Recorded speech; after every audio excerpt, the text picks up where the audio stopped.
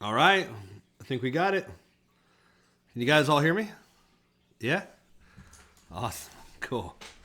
Uh, what's up, Matt? Good to see you, dude. Hell yeah. Looks like I got Tim in here. Awesome. Well, hey, I'll get started off.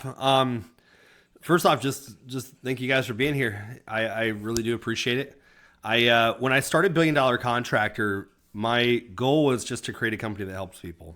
Like that was it, and that remains the goal today. Is just to put good work out and just be a good partner for everybody. So it kind of came down to, so if you guys don't know my story, I started off in insurance and finance. It's kind of where I cut my teeth in sales.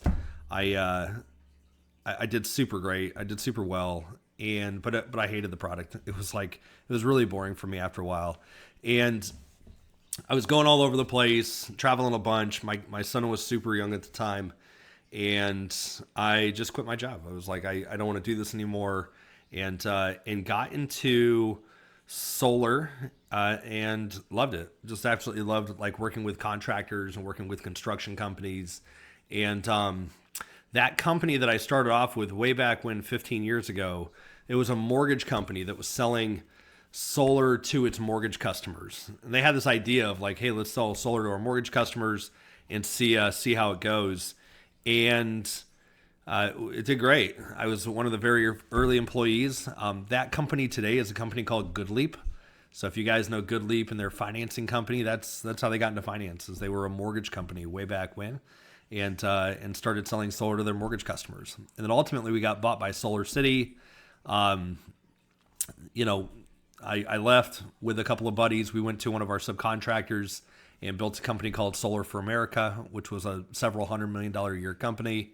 Left there and went to a company called Semper Solaris in San Diego and built that to a company that was the number one solar plus storage contractor in the United States for 3 years in a row. So my teams have sold over $2 billion worth of stuff, won a bunch of awards. Kind of the big ones are the Inc. 5000 award. We won that 7 times.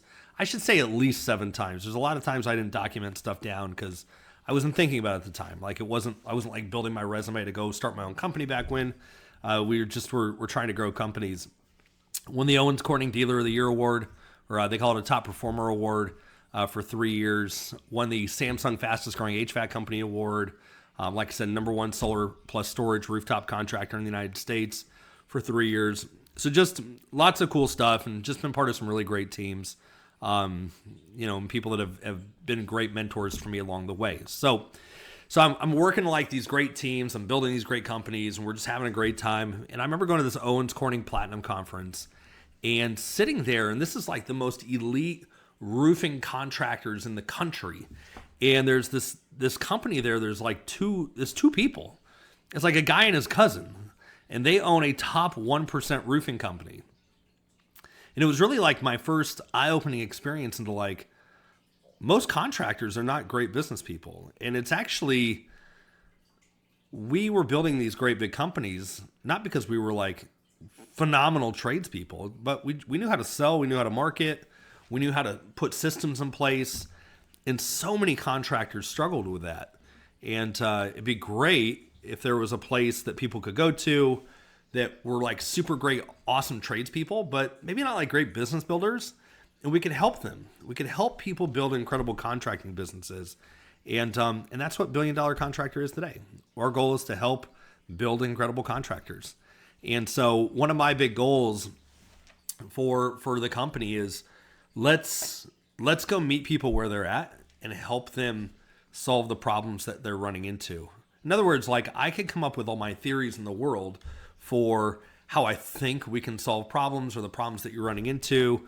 But it really is hearing from you guys and saying, hey, where do you need help? Where's the challenges that lie where you're at?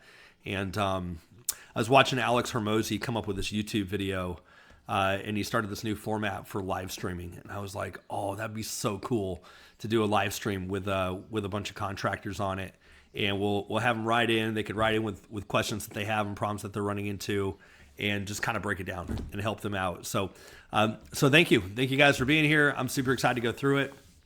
I wanted to start off with just a lesson, I guess. I was trying to provide value to you guys first, and then obviously I'd love you guys to provide a lot of value to me through your Q&A that you guys have. So I wanted to start with a concept that came up throughout the week with a client of mine, and it had to do with marketing. And they've never marketed before, like in a traditional ad sense. And we're building that department for them. But if you don't have any background in marketing and you don't understand the pure like headache that it can be, it can seem totally overwhelming. And so I wanted to prep my client with what to expect, what was coming down the pipe, so that they understood what to get ready for.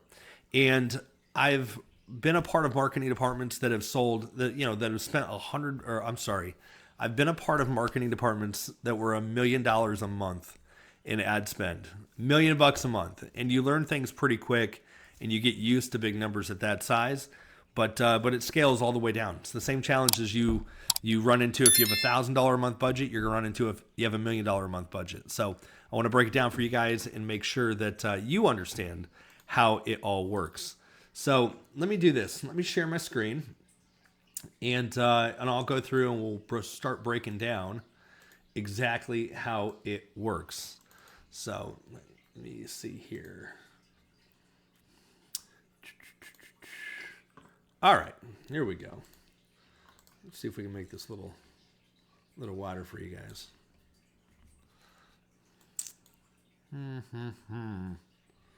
Why is it not doing what I want it to do? Okay, hold on.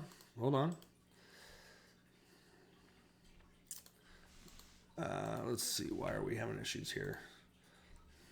Sorry, give me one more minute and we will get it turned up. All right, here we go. So let me just kind of bring this over here and make it a little bit bigger for you. All right, you guys can't see me, but that's all right. You don't need to see me. Okay, let's find out where my notes are at over here. All right, cool. So there's a couple of just general rules that I want to make sure that we talk about. So at any given minute, and we're going to kind of break down some math here behind these, but at any given minute, 3% of the market is ready to buy today. Okay, that's a general marketing 101 rule. 97% of the customers that are out there are not in a position to buy today. 3% are, and that's something that has to be there. We also know that it takes an average of 7 touches to book an appointment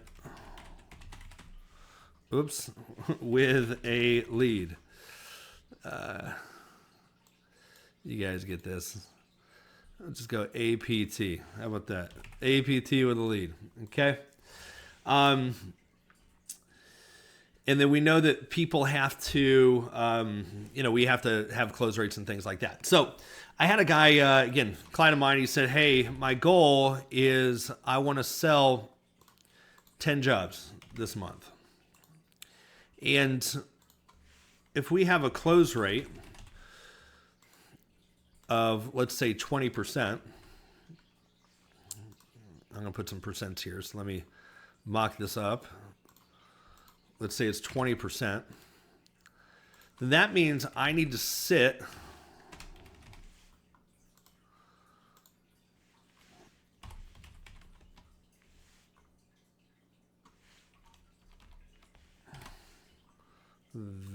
$10 divided by 20%.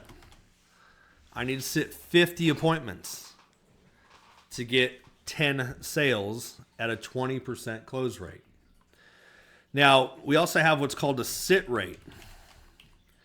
Sit rate means that I'm not going to sit all 50 appointments. I may sit 80% of them. Pretty good number here. And by the way, I'm giving you guys some like reasonable benchmarks here. And we can, we'll play around with it here in a second. Okay, so you guys can see how it all works. So if I want to sit 50 appointments, then I need to actually book 62 appointments, let's call it 63, to have 13 fall off so I can sit 50, so I can close 10. Right? That making all sense? Now, I'm not going to book an appointment with every lead that I have. So we call that a book rate. And a decent book rate is, let's call it 50%.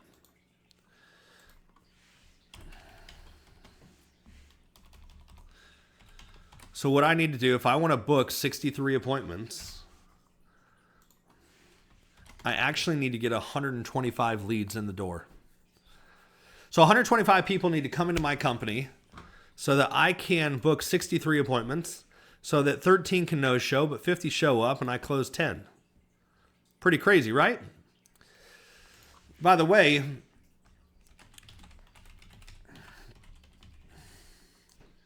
the amount of times I have to touch these leads, if you remember, it takes an average of 7 touches to book an appointment with a lead. Guess what? I have to hit all 125 of these leads 7 times. 875 touches to actually get my appointments over here. Okay? Now, we're going to touch all leads 7 times because I don't know which ones are going to book over here. Right? It didn't say if you touch them 7 times, they book an appointment. The rule is it takes an average of 7 times to book an appointment. So I have to touch all my leads 7 times so that hopefully half book appointments with me. Making sense? Hold on one second. Let me make sure here. Yeah. Okay, cool. Matt's got it. All right. So to get 125 leads, I have to hit people onto a landing page. Okay? And that is called a conversion rate. And a good conversion rate on a website is about 10%. So what that means, if I want to have 125 leads that I convert from my landing page, and my landing page converts at 10%, guess what?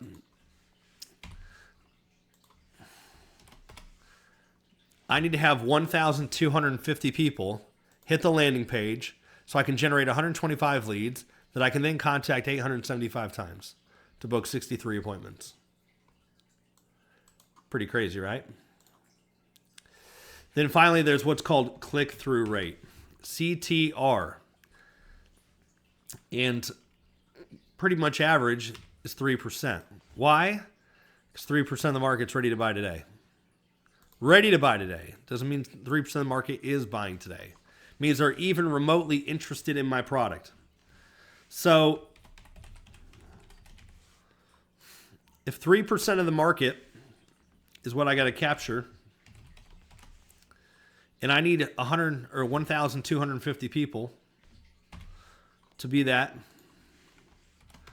I have to get my ad in front of 41,000 people.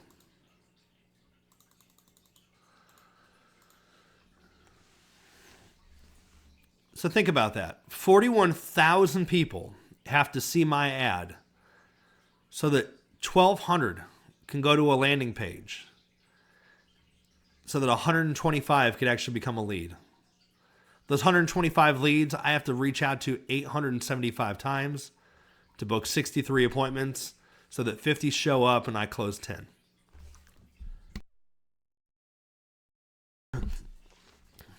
Isn't that crazy? Like just pure numbers and math that we have to go through to get down here to 10. So if you're looking at that saying, well, gosh, 50 people hit our landing page. Why don't I have any sales yet? You're not in the ballpark. Or if you don't have automation systems in place to help follow up with these 875 people or these 875 times, if you send them like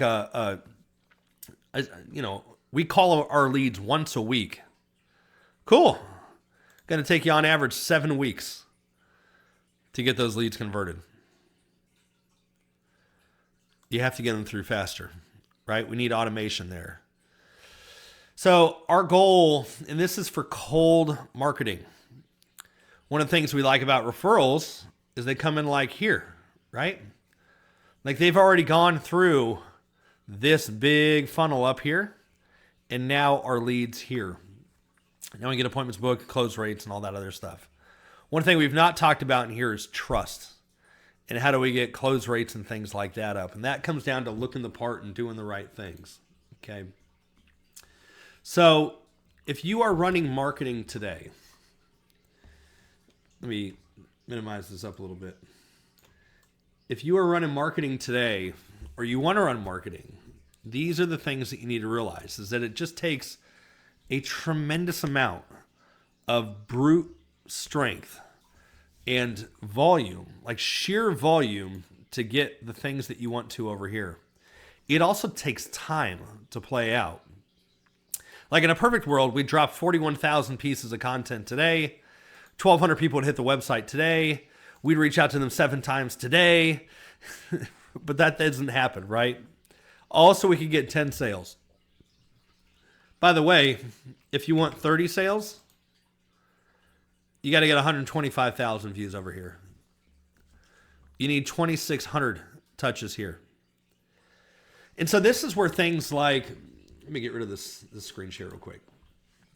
This is where things like email automation, nurture campaigns, follow-up campaigns, content, making sure you have content on social media, things like that, becomes incredibly important because you have to touch these people a lot. And you need a lot of people that you have to touch 7 times to get down to the right ultimate back end that you need here. It also doesn't happen overnight, okay? It takes some time for things to work themselves through the system. Now, how you can fast track that is you door knock. There's a lot of successful door knocking companies out there. My clients are some of them. You work heavily with referrals.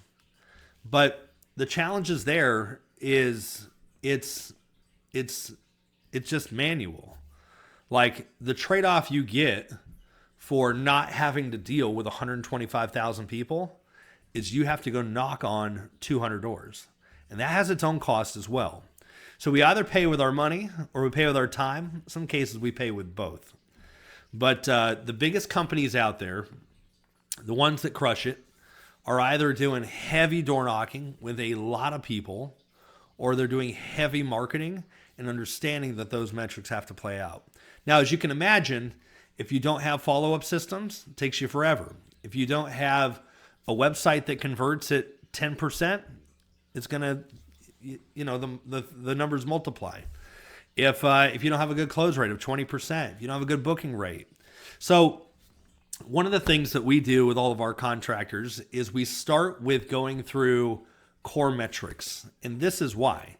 Is because we want to get an idea of where the business lies as a whole so we can identify the right areas. If you just said, I need 10 more sales this month without understanding the holes that you have elsewhere, it may be a very easy switch. It may be very hard. And we find that for most of our clients that we work with, you go through this exercise, you look at it, and it's like there's this one glaring area that we are poorly executing on, and changing that one little thing can make a huge difference. Let me show you guys what I'm talking about here. So, and I'll make this just a little bit bigger so it's easier to see. All right. So let's say our goal is, again, let's put it down here to 10. All right. And I need to get 41,000 impressions, and I need to get 1,200 people to my landing page if I do that. If I bump this up to 25%, we just knocked 250 people off the amount of landing page hits I need. If I can get my book rate to 60%, 833. Maybe my landing page I can get converting a little bit better at 12%, 694, and so forth. Okay? So you have to go through and understand where the data lies. Now, one of the things that most people make the mistake on is they focus really heavily on close rate. And that's because most owners have a sales background. But if we actually go up funnel, watch what happens. So remember I said I needed 1,250 landing page hits here? Watch what happens if I get this click-through rate to 4%. Sorry.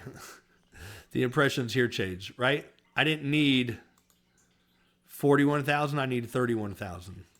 If I can get this to 15%, I go from 1,250 to 833. We make it substantially easier by going up funnel. If I just do close rate, it adjusts a little bit, but not a whole bunch. All right. So trying to look at those things all together, see where the areas are that we need to focus on and where we need help.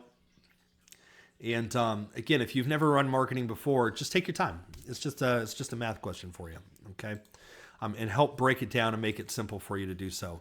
I'll put like a cheat sheet or something like that here together for you guys, and you can see exactly what you got going on. Okay.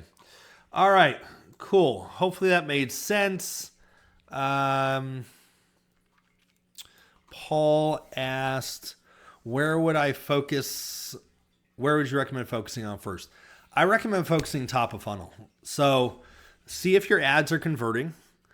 Try and get them, if they're not at 3% on what's called click-through rate. You guys go to Facebook or Meta, you'll see click-through rate, CTR. Try and get it up to 3%. If you're only at 1%, you got to work 3 times as hard everywhere else to make up the loss. So, and it's easy to switch because I'm not trying to retool the sales team or rebuild the call center or rebuild a bunch of processes. We just literally swap out ad creative and see if a different ad performs better. So go top of funnel. It's going to be the biggest impact relative to the amount of work. Once you feel good there, you start going down and down and down. In a perfect world, they all function great. Like, wouldn't that be awesome if everything was working perfectly?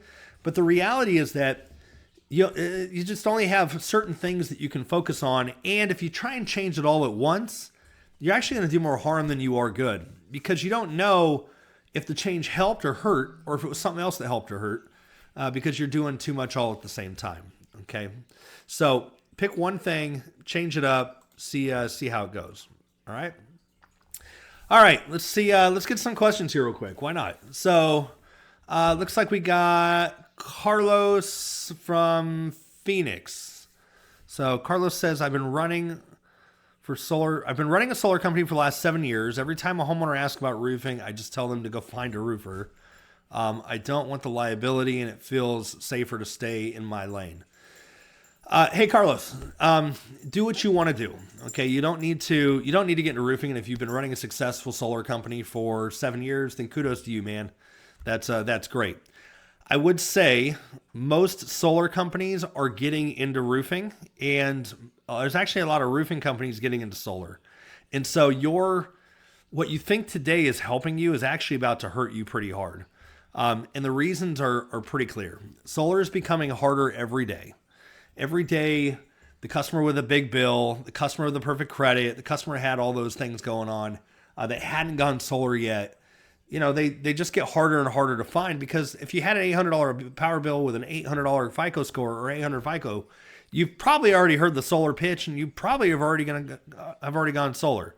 So it's just getting harder for you every day. Number one, you got regulation changes. But your competition's becoming more sophisticated. And let me ask you a question. Like, if somebody knocked on your door and said, hey, would you like to go solar with us? We're just a solar company. We don't know anything about your roof. We're not a roofing company. And I knocked on your door and said, hey, Carlos, we're a solar company and we're a platinum roofing company. What that means is that we're actually licensed to work on your roof. We're licensed to pick up any repairs that it may need. We can do a proper roof inspection for you and make sure that when we install the solar panels up there, you're not going to have any problems. And by the way, even if solar shut down at some point and went out of business, we'd still be a great roofing company. We'd still be here taking care of you guys. Which company do you think you're going to go with? So I'd really recommend you just stop. It makes sense for you to get into roofing, add it in there. If you need help, we have a 30-day roofing challenge, which is designed to get you your first roofing deals within 30 days. We stripped out all the clutter and just literally like, what is the bare minimum required to get me momentum, get me going, get me licensed, get my contracts, get my proposal tools, my pricing, all that stuff in place, so that I can actually go kick butt and not give don't give your competition roofing jobs, man. Because if they added solar in tomorrow, there's no need for you, and you're out of business. So, learn how to sell roofing, guys. It goes hand in hand. So, hang on 1 second for me.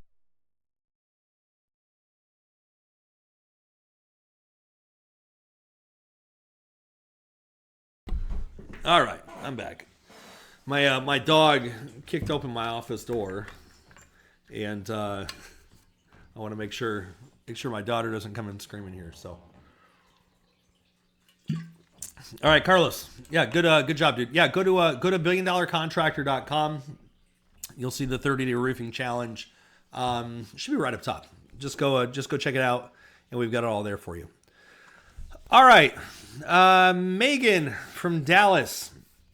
I've been pitching solar as an add-on, but I just tell my people they need to figure out the loan part on their own. Most don't move forward, and I'm frustrated. Yeah, Megan. The basic job of a salesperson is to make it easy for our customers to do business with us. That's it. Make it easy for your customer to buy. Like, forget all the elaborate sales training you may or may not have been part of, but just make it easy for people to do business with you. That's it. And the number one thing, there's four things. Four things that hold up, that are important to your customer in making a buying decision. The most important is price. Now, that doesn't mean that price is why they buy. It means if they can't afford what it is that you're selling, no matter how much they like you, they trust you, they love the product, if they can't afford it, they can't afford it. They're not going to buy from you. If you may love a Lamborghini all you want, but if you can't afford a Lamborghini, you can't buy a Lamborghini, right? Most people don't have a big briefcase full of cash sitting around waiting for their roof to go out. Looks like you're in the roofing business. Most customers don't have that. Oh, I'm sorry, you're pitching solar. Most people don't have that money sitting around. You have to make it easy for them to do business with you, okay? So price is number one. Your product is number two. Your company and their reputation is number three. The third most important thing, you know what's at the very bottom? It's us. It's us, right? If you think about it like a home, for example. So I may love a real estate agent, like have a really great real estate agent. It doesn't mean I'm going to go buy every house that they show me, okay? But if I have a house that's in my price range and I really like the house, and I really like the company that made the house, I'm probably going to buy. Doesn't matter who the real estate agent is. Okay? Price, product, company, finally you. And if you know that, you can actually help facilitate a job by getting really good at price and making sure everybody can afford your product, and that price isn't the number one objection for everybody because you have a way of helping them. So make sure you get financing figured out. You're in solar. Sunlight Financial's awesome. They partnered with us on our 30-day roofing challenge that we have going on. I've also done a lot of work with them and known them for, probably 11 years. Good Leap. Again, I started off with Good Leap before they were Good Leap. They were a little mortgage company back in the day. Good Leap's awesome. They are pretty picky on who they take in and who they accept as a contractor. So, but try Good Leap. If you can't get any financing at all, you can always go to Subcontractor Hub and sign up for financing through those guys, and they can help connect you and facilitate financing for you on that side. So no reason to be frustrated. The only reason you're frustrated is because you are not helping customers buy, and that would be frustrating. So help them out. By the way, pick one loan. If you absolutely have to, pick two loans. That's it. Let me tell you the 1 or 2 loans to pick out. The one that has the lowest payment. That's option number 1. What about the dealer fee? What about this and that? Most people don't care, guys. The dealer fee is something you know about. Okay? Number 2 is, if you want to pick out a low dealer fee, pick out a no dealer fee loan. The lowest payment with no dealer fee. That's all. You don't need all these elaborate 5-year loans and 7-year loans and 10-year loans or whatever. Take a 20-year loan out. And if you want to pay it off in 5 years, there's no prepayment penalty. But as we all know, life has a way of not always going to plan. The amount of people that said they were going to pay their house off early, I'm sure, is astronomical. And the amount of people that actually ever pay their house off is probably remarkably smaller. And it has to do with the fact that life happens. We don't always, sometimes you get laid off. Sometimes the transmission goes out. Sometimes the kids need braces. And so you want to make sure that you have flexibility in your loan. I've set you up with the lowest payment possible, Mr. Jones. And if you hit the Powerball tomorrow and you want to pay it off, great. No harm, no foul, no prepayment penalty for you. But if you just need the lowest payment because you're at the point in your life where something came up that is more important than paying off your solar system, great. We have the lowest payment for you. Okay? So that's how I tackle that, Megan. Again, check out those options for you. All right. We got Jordan in Chicago. Jordan's a sales manager. Each of my reps has their own style. I kind of let them do their thing since I don't want to micromanage, but the results are all over the place. Jordan, I've built 2 very large sales teams, like 2 of the largest privately held contractors in America. One was incredibly structured on what we told people to say. The other one wasn't incredibly structured on what we told people to say. And so you have to understand where your culture is at. And if this is something that is helping, are you doing this because it's easy for you? Or are you doing it because it's the way that your reps work best? And my first company, we highly structured the sales process because we had a pretty young sales crew. And we had a great ability to bring people in that hadn't been in the industry at all, teach them how to get launched and how to sell. And now solar was pretty young at that point. So a lot of people didn't have experience. And so we had to create a systematic way for them to go sell so that they could actually be successful. And it worked awesome. Like, it was great. And if you wanted a bunch of flexibility and freedom, we just weren't the right company for you.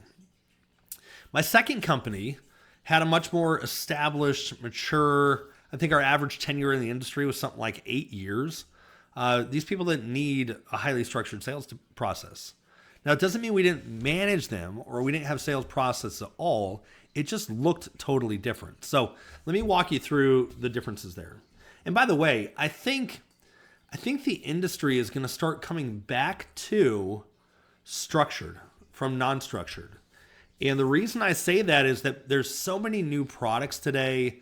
There's so many new launches going on. Solar has gotten kind of convoluted. And if anybody's been around salespeople that have been in solar for a long amount of time, you know how technical they can get.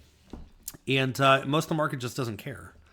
And I think those people are starting to kind of weed their way out, but we'll see. So if you're asking me what to do, I'd probably say go structured.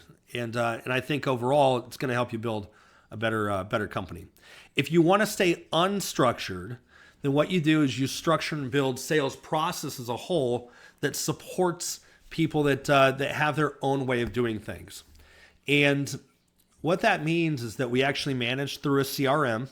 You have to update the status. You have to report on things. You have to let us know what is happening. And then we also verify things a lot.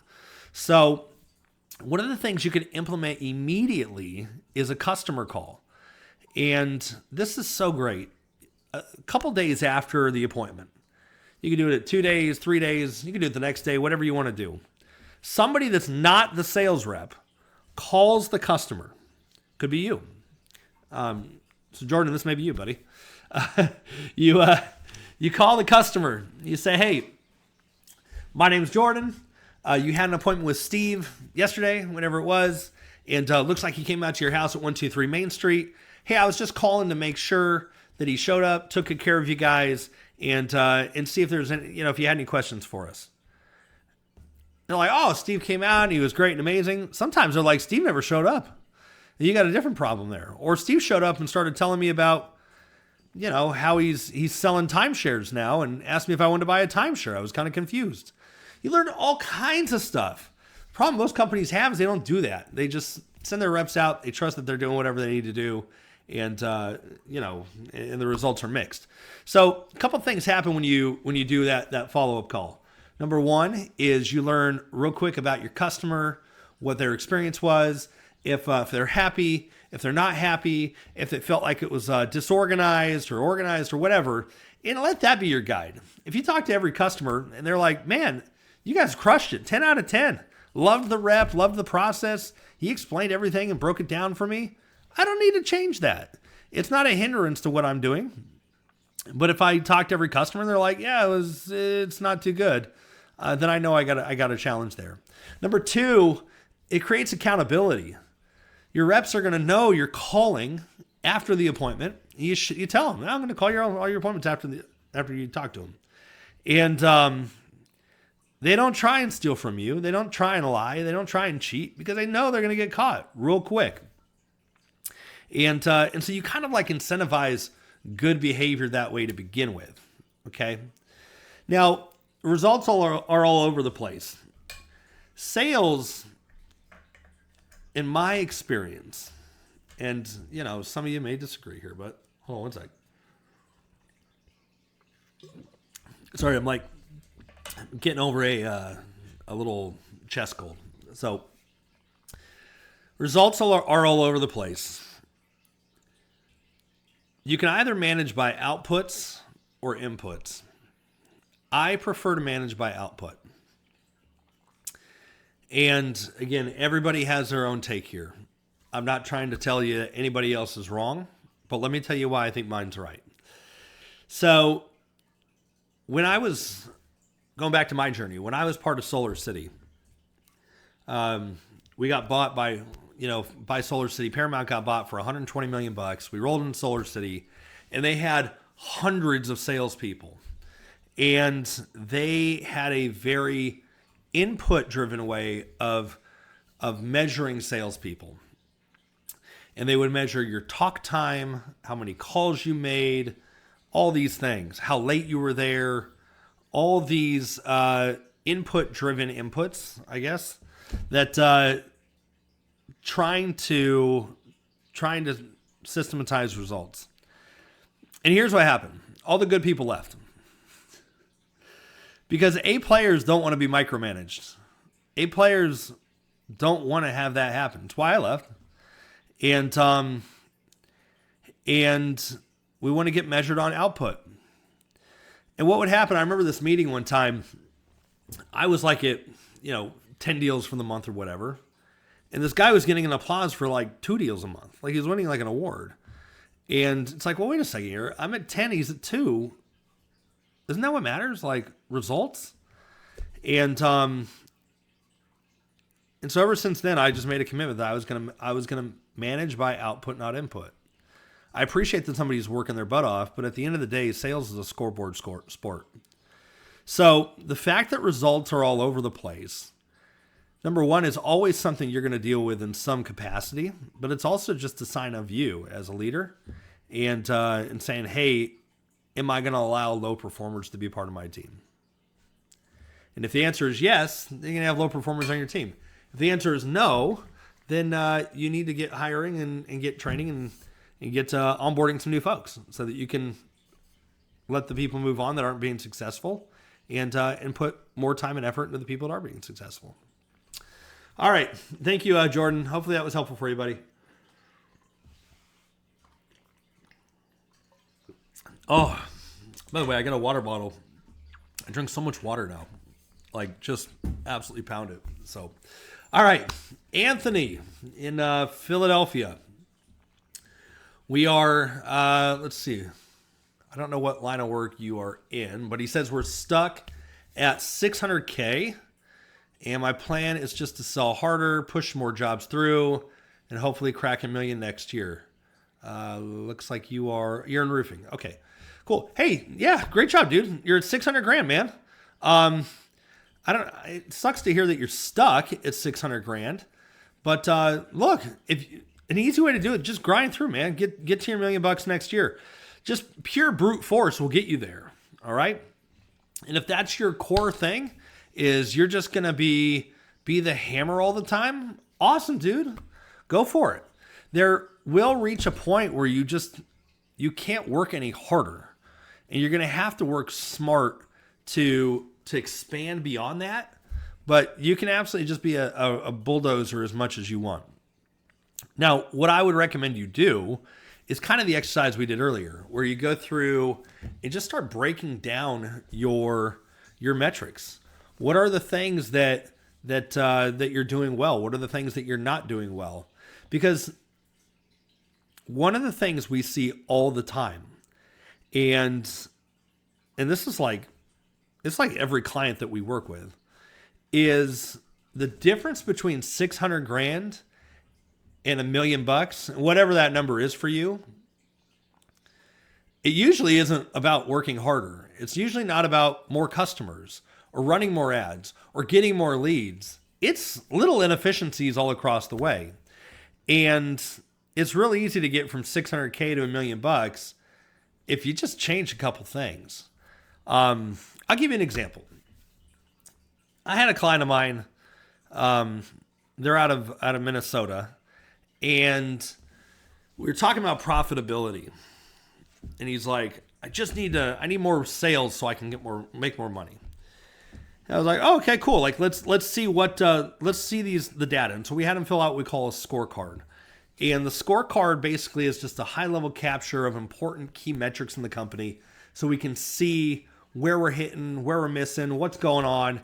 And so we had him fill out a scorecard, and it became like not super obvious, but just after looking at it, like he was kind of like awesome at sales, awesome at marketing, great customer acquisition. Close rate was like a little too high, and profit per job was just too low. And then the amount that he was paying for subcontractors was too high. So we got him a 5% lower rate on his sub cost. We found a unique selling prop that he already had that he just wasn't literally even like offering. And we found out that we were under market by about 5%. So we saved 5% on sub cost by getting him a new sub. We came to market level for all product lines, added the 5%.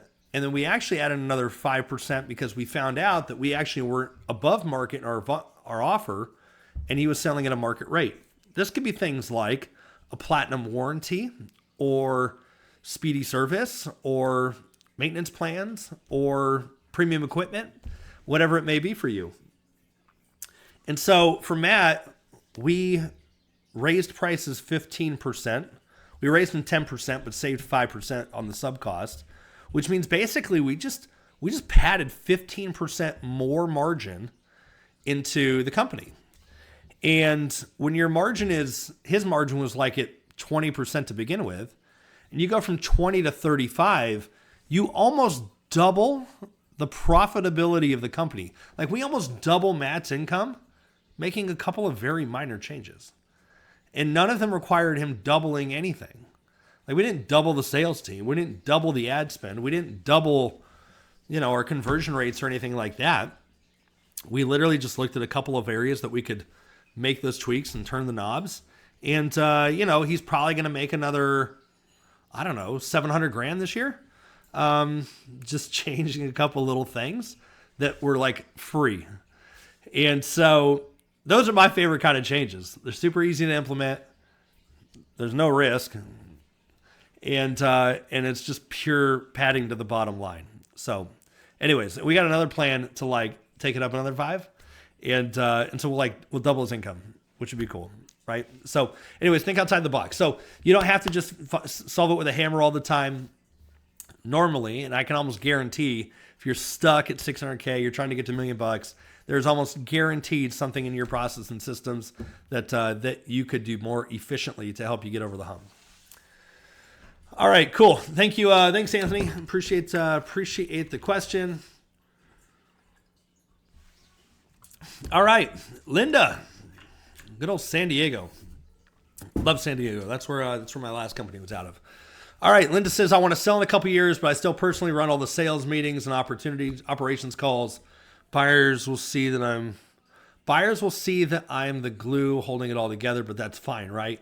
Hey, Linda, if you sell your company, just pretend I'm going to buy your company, okay? Hey, Linda, if I buy your company, what are you going to do?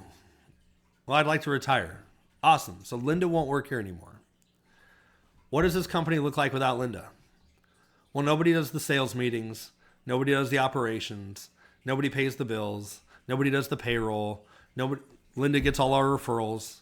Oh, okay. So Linda's business is worth the trucks, the material in the warehouse, and maybe some database. It's not worth a lot of money, Linda. So you got to figure out how to get yourself out of here, okay?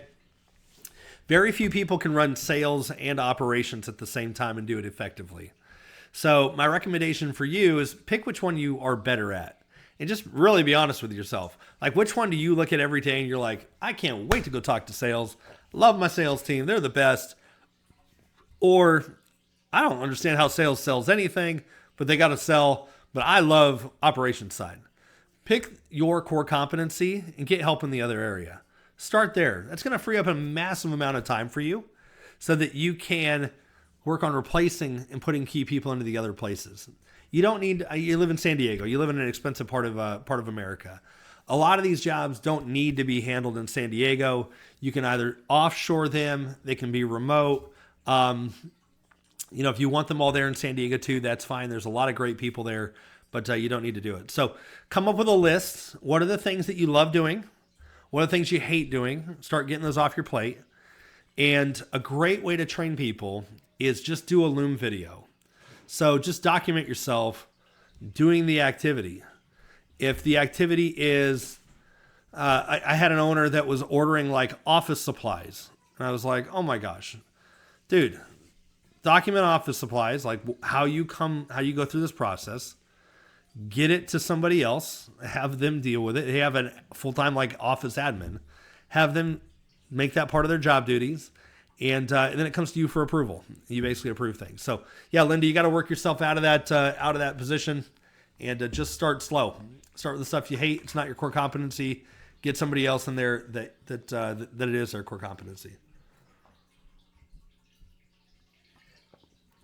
All right, Derek in Atlanta.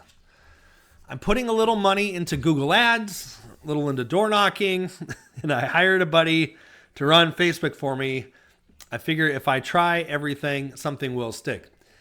Something will stick. Absolutely. But you're never going to get good at doing 3 different things. And Google Ads, door knocking, and Facebook are not easy. It's not easy. Google Ads is probably the easiest of the bunch because you live in Atlanta, so you just run local ads called Google Business Listing Ads. By the way, if you guys are not running Google Business Listing Ads today, make it the thing you run. They're incredible. Okay, high intent buyers in your local market, and you control advertising, which is great. So no call centers, no buying leads, none of that stuff. So try Google Business Listings if you need to. Door knocking. Door knocking is awesome. You have to have somebody that understands how to door knock. So, and how to manage door knock crews. If that's not you, it's going to be tough for you. I will also say that managing, if you think about the type of personality that every day wakes up and says, I can't wait to go knock on 100 doors today in the Atlanta heat, so that I could pass the deal off to somebody else so that they can make most of the money, those people tend to be a little hard to manage. Which is why I said you kind of need somebody to manage door knocking crews. It can be incredibly lucrative if you know how to do it right. But if you are playing around with it and trying it out, it ain't gonna happen. For right now, you got to get out there, man. If you're not, if you've not hired the expert on door knocking, you're the expert. You got to get out there and hustle it up. Facebook is great. Facebook falls squarely into that lead program that I went through earlier and breaking down those numbers. You just have to be aware that there's a lot of places in that funnel to leak. There's a lot of places that things could go wrong. And an area that a lot of contractors struggle with is they hire somebody in who's usually cheap. Maybe they find them on Fiverr or wherever. And they provide one piece of that pie. So in other words, they say, I've got a great click-through rate. It's 3%. But you don't have any of the other systems behind it. You don't have your automations in place. You don't have your appointment setting in place. You don't have your call center data in place. And so, sorry, like I said, I'm getting over a chest thing. So if you only have one piece to that puzzle and you don't have all the other pieces, you're running traffic into nowhere, like it's no man's land. It'll take you 100 years before you recoup your ad spend. So you have to look at it. That's why I did the video earlier. You have to look at it not siloed, but as a process. You have to get a ton of traffic. That has to drop into a landing page. Slightly less traffic has to drop into a landing page. A big portion of that traffic has to convert. Then you have to follow up with it 1 million times. Then you have to book an appointment. Then the appointment has to sit. Then you have to show up. So if you build those pieces, it is the most scalable part of anything that's out there, because you can literally just ramp it. You could ramp it 1 month to the other. People and headcount, like door to door, for example, is significantly harder. It's also hard to knock doors in some areas. Atlanta's hot in the summertime. I don't know a lot of people that are going to want to knock on doors. You get some pretty crazy weather in the wintertime. I don't know a lot of people that want to knock in the snow. You can run Facebook ads 12 months out of the year. Doesn't matter.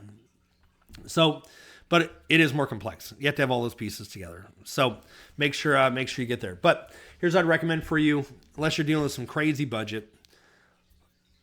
Start with Google Ads. Get it working. Pick door knocking or Facebook. Pick one of those and go execute on it. It depends on what you're more comfortable with. You like tech, you like building software and systems, go Facebook, man. If you hate tech and you like working with people one-on-one, go with door knocking. All right. All right, cool. I think we got to everybody. Cool. Yeah, we look good. All right. Well, I hope that was helpful for you guys. Again, thank you so much. It's really been cool to see you guys here and to go through that with you. And, like I said, we just want to see you win. So hopefully it was helpful. If you guys like this kind of setup and style, let me know. I really do appreciate it. And if I didn't get to anything, save it for next time. I'll probably try and do this. I don't know if I'll do it every single week, but maybe every other week, something like that. We'll see. Depends on the feedback from you guys. So anyways, with that said, look, just get simple, okay? Find your one thing that you need to focus on. Get laser focused on it for the week. Work your ass off to go make it happen and fix the problems. And then guess what's going to happen next week? The same thing all over again. You'll have a new problem. You'll focus on it. You'll work like crazy to fix it. And then you'll break something else. Okay? Every time you fix one thing, you're going to grow to the next problem, wherever that may be. So, I'll give you an example again, as I always try to. I had a client of mine who wanted more leads. We were like, cool, let's get some more leads in. We ran some Facebook ads, and every single email that we had was going to junk mail. So we had to rebuild their email campaigns and rebuild their platform. Every phone call we had was going into spam. And so it's like, you keep realizing the next problem that you have. Guys, it exists like that whether you're doing 100 grand today or 100 million today. You're always going to bump up against the next challenge. The challenges become rarer as you go. So banks start running out of money. They can't finance your jobs. The panels that you sell, the factory can't make them anymore. I remember one time they literally had, I think it was 2 full-time assembly lines making panels for one of my companies. And like the factory got shut down. You can't just pivot panels. Like they have to start an area of a factory to keep up with the demand. Those are the kind of challenges that you run into is like, oh, we got to wait for a factory to be built. So anyways, you're going to bump up into new challenges. Like I said, we've probably dealt with a lot of them up the way. If you guys need help with anything that you're bumping into, I didn't get to your question today, hop on my website, book a call, and we're here to help you out and to see you win. So again, thanks so much. And with that, I'll see you guys next time. Thanks, everybody.